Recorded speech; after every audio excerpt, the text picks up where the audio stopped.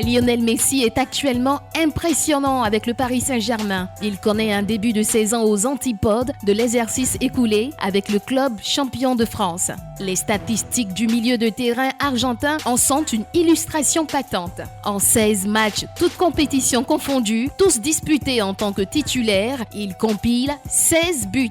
1 lors du Trophée des Champions, 11 en 11 rencontres de Ligue 1 et 4 en 4 sorties en Ligue des Champions, ce qui donne une moyenne de 1 but par match. Mieux, le septuple Ballon d'Or n'a rien perdu de son altruisme. Il a délivré 11 passes décisives au total. Après une saison mitigée au PSG, caractérisée par une adaptation difficile, ses prestations laissent apparaître qu'il est revenu à son meilleur niveau. En comparaison sur l'ensemble de la saison 2021-2022, son tableau de bord affiche 11 buts et 15 passes décisives en 34 matchs, toutes compétitions confondues. Plus que ces chiffres, le natif de Rosario semble avoir retrouvé la joie de vivre dans la capitale française. Et son impact sur les performances du PSG est indéniable, avec des gestes techniques dont il a seul le secret. Au point où les dirigeants qataris du club francilien envisagent de prolonger son bail au pied de la Tour Eiffel. La Pulga, pour beaucoup, brille à nouveau. Bon, après, il ne s'est jamais éteint aussi. Voilà, permettez-moi juste cette petite ouverture. Alors, 34 matchs, enfin 34 buts en 47 matchs, c'était en 2021 lorsqu'il remportait le Ballon d'Or. Est-ce qu'on peut parler d'un retour au niveau pour Léo? Oui, mais l'un des rares joueurs a fait pleurer un journaliste en interview, Léo Messi. On attend de voir Yellow face à Messi. Non. Je ne vais pas pleurer, ça c'est sûr. Ah ouais?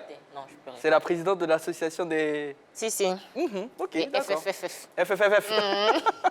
Allez-y, Yves. Alors, Léo Messi est-il en train de retrouver son meilleur niveau, son niveau lorsqu'il évoluait du côté du FC Barcelone? Il se comporte très bien depuis le début de championnat en Ligue 1 de France avec le Paris Saint-Germain. On a déroulé les statistiques du joueur argentin. Il est régulier, il joue constamment avec cette équipe du Paris Saint-Germain. Il a retrouvé son poste habituel avec cette formation du Paris Saint-Germain, surtout avec la venue de Galtier. C'est un joueur aujourd'hui qui semble être épanoui. Il prend beaucoup de plaisir à évoluer avec cette équipe du Paris Saint-Germain. C'est un joueur qui est plus ou moins rayonnant. Il participe au jeu de l'équipe. On retrouve un Lionel Messi un peu dans son jardin du FC Barcelone. Et on peut se dire, au fil du temps, je pense qu'avec les matchs qui vont s'enchaîner en championnat et avec la Ligue des Champions, peut-être qu'on va retrouver un Messi assez performant, assez clinquant, assez brillant avec cette formation du Paris Saint-Germain. Mais déjà, pour ce début de saison, il donne satisfaction à tout le monde. Que pensez-vous du retour en force de Lionel Messi? On ouvre le téléphone à présent, plus 225 27 21 59 93 99. Dans cette émission, Yellow Bleu Monde vous proposera un sport au féminin. Voilà, à la découverte. Yellow, c'est quoi déjà? On va laisser durer le suspense. Oh là là, vous faites ça? Oui. D'accord, en tout cas, merci beaucoup. Non, ne faites pas ça. Okay. Nous ne sommes qu'au mercredi. Nous sommes sur le plateau. Alors, Henri-Jo, est-ce qu'on peut parler de cette période d'adaptation-là? Est-ce qu'on peut dire que la période d'adaptation de Léo est derrière maintenant, est derrière lui? Oui, on voit les statistiques. Hein. Vous savez, plusieurs éléments peuvent expliquer un peu, je dirais, ce regain des formes de Lionel Messi. D'abord, il y a une bonne préparation. On se souvient que l'année passée, quand il arrive au Paris Saint-Germain, c'est un peu précipité. Il ne participe pas à la pré-saison avec l'équipe du Paris Saint-Germain. Et il faut aussi savoir que Mauricio Pochettino avait fait sa préparation sans avoir Lionel Messi. Donc, il est arrivé après. Ouais. OK. Cette saison, il s'est préparé avec l'équipe. Donc, lui-même, il le disait dans une interview, il se sent très bien physiquement. Donc, ça participe, je dirais, à ce regain des formes-là. Ensuite, un positionnement adapté. Vous savez, avec Pochettino, il était collé plus à la ligne et on avait l'impression qu'il ne décollait pas de cette ligne-là. Okay. Mais aujourd'hui, vous avez, avec Galtier, vous avez un Léo Messi dans le même rôle que celui qu'il avait du côté du FC Barcelone, c'est-à-dire dans le cœur du jeu et jouer un peu en électron libre. Donc, il participe, presque, il surfe un peu presque sur toutes les lignes au niveau de l'attaque. Et ça, c'est ce qui fait la force de Lionel Messi. Ensuite, vous avez une attaque coordonnée. Aujourd'hui, au FC Barcelone... non, pas du tout. Paris Saint-Germain. Bah, c'est en Ligue Europa. Aujourd'hui, avec, avec cette équipe du Paris Saint-Germain, vous avez une bonne entente entre lui, Neymar et Mbappé. On savait que lui et Neymar s'entendaient très bien déjà du côté du FC Barcelone. Mais cette saison, quand même, avec Mbappé, ça commence à aller pour le mieux. Et puis, il y a la Coupe du Monde qui arrive. Vous savez, Lionel Messi peut-être va participer à sa dernière Coupe du Monde. Et quoi de mieux qu'une bonne préparation avec ces matchs au niveau de la Ligue 1 française et surtout au niveau de la Ligue des Champions pour arriver en très, très grande forme avec l'équipe d'Argentine au niveau de la Coupe du Monde pour essayer de remporter ce trophée. Donc, quand on regarde tout ça, on se dit que tous les éléments sont réunis, tous les éléments sont réunis pour permettre à Léo Messi de faire une bonne saison. Et là, pour l'instant, il ne s'en prive pas. Il est en train de montrer le Léo Messi que nous avons connu du côté du FC Barcelone. C'est vrai, ce n'est pas encore le grand niveau de Messi à Barcelone. Ce n'est pas aussi le même championnat. Mais il n'est pas proche, il n'est pas loin. Il n'est pas loin. C'est vrai, ce n'est pas le même championnat, mais bon, c'est pas aussi, il n'a plus aussi l'âge qu'il avait quand il était au FC Barcelone. Donc, tout se comprend. Voilà, toutes ces situations-là se comprennent et puis ben, voilà. On a un Léo. D'accord. Monsieur Kofi Mathieu nous appelle de Mbato, fidèle parmi les fidèles. Oui, bonsoir, le type du Saint-Jean-Baptiste. Vous allez bien, monsieur Kofi? Je vais bien, et vous-même? Ça va. La famille également? Oui, oui, tout le monde se porte bien, tout le monde vous salue. D'accord, on salue tout le monde aussi. Salut aussi. Ouais. Alors, que pensez-vous du retour en force de Léo Messi, la Pulga? Oui, ben, Léo Messi, tout le monde s'inquiétait un peu l'année passée, mais bon, il y a des clubs, quand tu arrives là-bas pour la première fois, il faut vraiment un petit temps pour t'adapter, implanter tes tentacules. Ouais. Donc, c'est ce qui s'est passé l'année passée. Mais cette année, il nous montre sa vraie face, le vrai Léo Messi qu'on a connu. C'est ce qu'on voit cette année-là. Donc, bon, moi, je ne m'inquiétais pas. Je savais qu'à tout moment, il allait revenir à son meilleur niveau. Et c'est ce qu'on constate. D'accord. Monsieur Kofi? Oui. Quelle équipe vous supportez en Europe? Bon, moi, je supporte là où il y a un Ivoirien qui brille. Ah ouais? Ah, d'accord. Ouais, j'étais Chelsea quand Drogba brillait là-bas. Quand il est quitté, bon, j'ai supporté City à cause de Yaya Touré. Moi, c'est comme ça que je suis. Ça varie.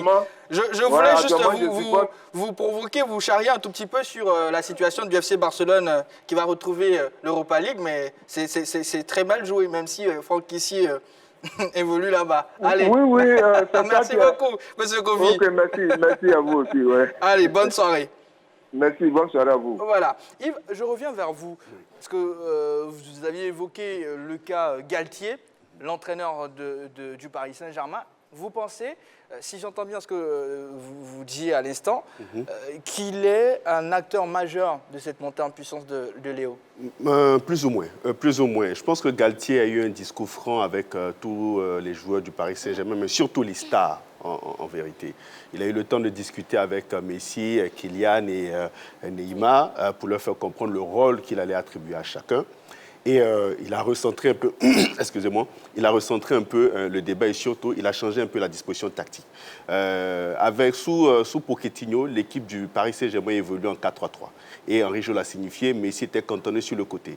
On a fait jouer Messi en tant qu'ailier, comme à ses débuts du côté du FC Barcelone. Pourtant, le joueur n'a plus sa jeunesse, ses 20 ans. Lorsqu'il était au FC Barcelone, il avait la capacité de jouer sur les côtés. Donc, avec la venue de Galtier, on a changé un peu les choses. On a ramené Messi dans le cœur du jeu. Donc, Galtier a changé le système du 4-3-3, il est passé en 3-4-3. Et le 3-4-3 a permis à Messi d'être exonéré, je vais dire, de tâches défensives, parce que c'est très important. Du côté du FC Barcelone, Messi, c'était un joueur qui défendait très peu, parfois jamais.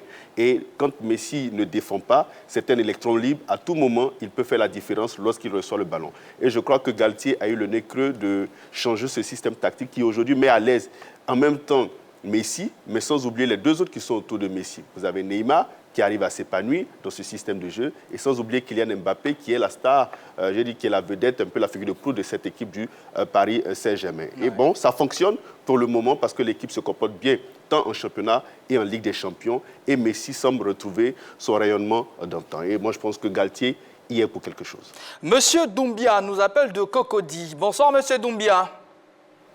Bonsoir, monsieur. Rassurez-moi, vous allez bien? Ben, super bien, ouais. D'accord, en tout cas, bienvenue. Merci. C'était juste pour intervenir par rapport au sujet à l'émission. Ouais, au sujet, bien sûr. C'est à vous de jouer, voilà. Allez-y. Bon, en fait, je vais juste revenir sur quelque chose. Sur le sujet? Hier, j'ai pas eu l'antenne. Non. Hier, j'ai pas eu l'antenne. J'étais tellement déçu. C'est malheureusement, mais aujourd'hui, vous l'avez. On va parler bien sûr de notre sujet. Le sujet d'hier est déjà passé. Le sujet d'hier est déjà passé. Voilà.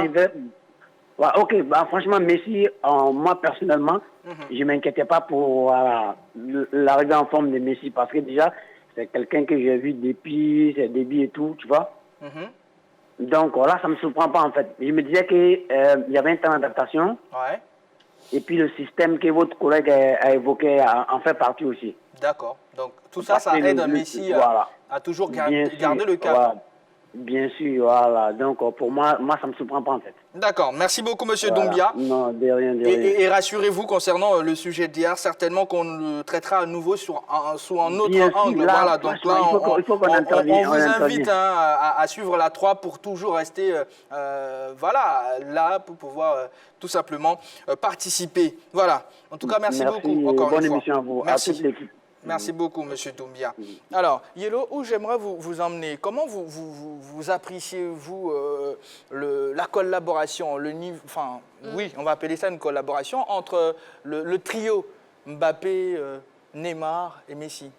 C'est vrai que Galtier disait lors d'un entretien qu'il s'attendait un tant soit peu à l'éclosion de son front d'attaque. Vous parliez tout à l'heure de Neymar, Lionel Messi et Kylian Mbappé, qu'il avait besoin seulement que ces joueurs soient épanouis et heureux. Je pense qu'il a trouvé la bonne recette, je vais dire la recette magique pour que ce trio-là puisse marcher. C'est vrai qu'avant son arrivée, il y avait quelques problèmes dans les vestiaires, notamment à l'arrivée de Lionel Messi et Kylian Mbappé qui se voyaient un tant soit peu évincé au vu du palmarès et même de la personne de l'aura qu'a Lionel Messi dans le vestiaire. Mais là, on comprend qu'il y a un grand changement entre ces différents joueurs. Là, on voit une nette collaboration, une nette amélioration de leur relation. Ouais. Ça se sent sur le terrain. On sent que chacun joue pour l'autre. On ne voit pas d'égoïsme dans les passes et tout. Donc, pour moi, oui, ça commence à fonctionner et Galtier y est pour beaucoup de choses. D'accord. On a certainement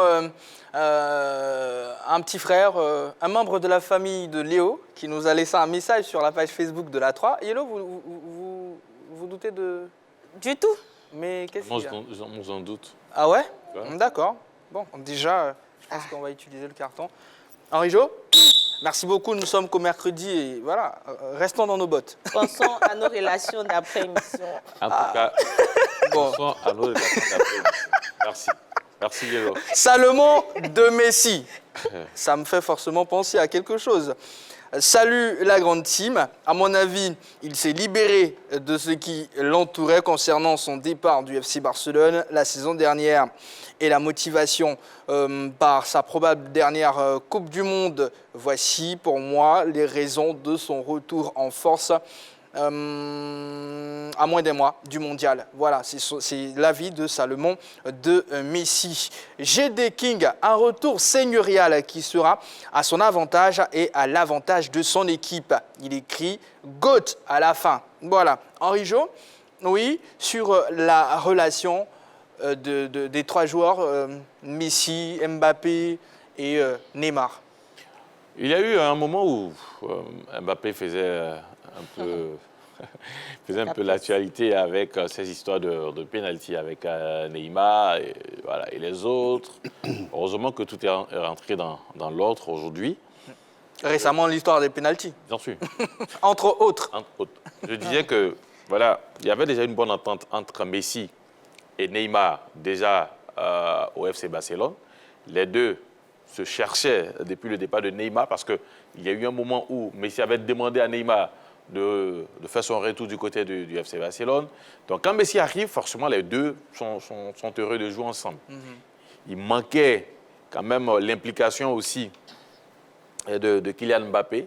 La saison passée, ça ne s'est pas passé comme on le souhaitait. En ce début de saison, c'était un peu difficile. Mais là, apparemment, les choses sont rentrées dans l'ordre. C'est là, je salue quand même le coaching ou le management de Galtier. Parce que ça aurait été d'autres entraîneurs qui allaient essayer de s'imposer.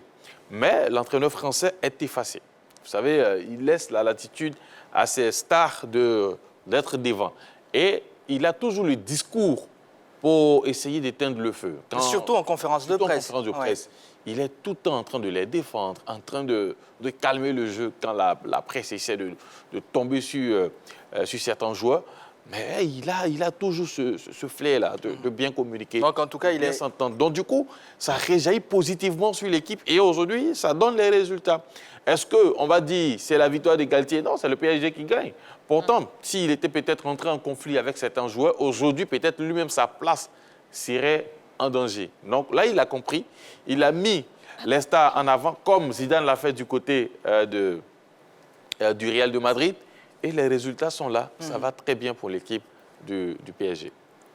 Atien Yao Donatien sur la page Facebook de la 3. Le retour en force de Léo Messi est dû à son comportement, sa manière naturelle de jouer au football. Grâce à ça, il est le meilleur joueur du monde. Le chiffre 7 nous dit beaucoup de choses. Enfin, fan du ballon rond, écrit Atien Yao Donatien. Dalis Smart, vraiment, il nous a fait plaisir hier. C'est déjà une bonne nouvelle pour nous, supporters de Messi. Et ça nous fait rire de voir CR7. Il envoie quelques pics déjà. Yves, terminons avec ce sujet. Est-ce que vous pensez qu'avec le rythme de Messi et même du Paris Saint-Germain en Ligue des Champions, déjà, on ne parlera pas de battre, mais se rapprocher du record de CR7 en Ligue des Champions, est-ce que c'est envisageable? Bien sûr que c'est envisageable. Messi a déjà 4 réalisations en Ligue des Champions cette saison. Il faut savoir que Cristiano Ronaldo est à 141 buts. Il ne joue pas la Ligue des Champions cette année. Donc Messi a la latitude de se rapprocher de lui, même de pouvoir le dépasser. Dépasser, ce sera un peu difficile parce que Messi, le jeu de l'équipe plutôt du Paris Saint-Germain n'est pas centré sur Messi, mais plutôt sur Kylian Mbappé. Donc c'est lui qui est mis en avant. Si Messi était au FC Barcelone, j'aurais dû dire oui, il y avait possibilité qu'il puisse battre le record de buts en Ligue des Champions.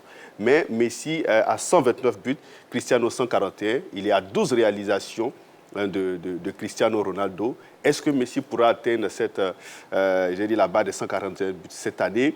Pas sûr, mais s'en rapprocher, oui. Je crois que Messi, jusqu'à la fin de la saison, surtout à la fin de la Ligue des Champions, il peut, pourquoi pas, atteindre la barre peut-être de 135, 136, 137. Oui, ça c'est possible. Moi, je pense qu'il a vraiment la possibilité de se rapprocher maintenant. Est-ce qu'il pourra le dépasser durant cette saison? Vraiment, je ne crois pas, je ne pense pas trop. Notre dernier intervenant, c'est Monsieur Kwasi, qui nous appelle de Yamoussoukro. Bonsoir, Monsieur Kwasi. Et bonsoir, monsieur. Merci de nous rejoindre. Merci d'être avec la grande team. Oui. Allez, le cas Messi, dans notre émission du jour, la question LGT, PSG. Que pensez-vous du retour en force de Lionel Messi? D'abord, en fait, c'est un bon retour. D'abord, puisque la saison dernière, c'était un peu difficile pour lui. Ouais. Mais cette année, il a commencé en forme. Et je sais que ça ira très bien. Et puis, je vous promets que le 8e ballon d'or n'est pas loin. Ah, d'accord. On va faire un autre sujet autour de cette question-là. Rassurez-vous, restez sur la 3. Et on aimerait vous avoir au bout du fil pour que vous puissiez nous donner vos arguments concernant ce 8e ballon d'or. Entre-temps, Messi aura certainement encore beaucoup plus de chiffres. Oui. Voilà. Bien sûr. D'accord. Il nous assure qu'il va remporter le mondial. Ah, d'accord. Merci beaucoup. On prend votre pronostic également. Henri, je voulais ajouter quelque chose. Oui, Yves Bourix a parlé de se rapprocher de Ronaldo parce que le Portugais ne jouait pas la Ligue des Champions. Nous ne sommes qu'en octobre. Peut-être en janvier, il va partir de Manchester United. parce qu'il est annoncé incessamment. Il aura la possibilité de jouer la Ligue des Champions et de gonfler encore ces chiffres. Voilà. Pourquoi pas Ronaldo à Chelsea? Ouais, en tout cas, c'est dans les tuyaux. On attend On est sur des suppositions. Ouais. Là. Non, pour l'instant, il faut le prendre. Vous savez, il a cherché un point de chute en Ligue des Champions en début de saison. Ça n'a pas marché. Aucun club n'a voulu le prendre.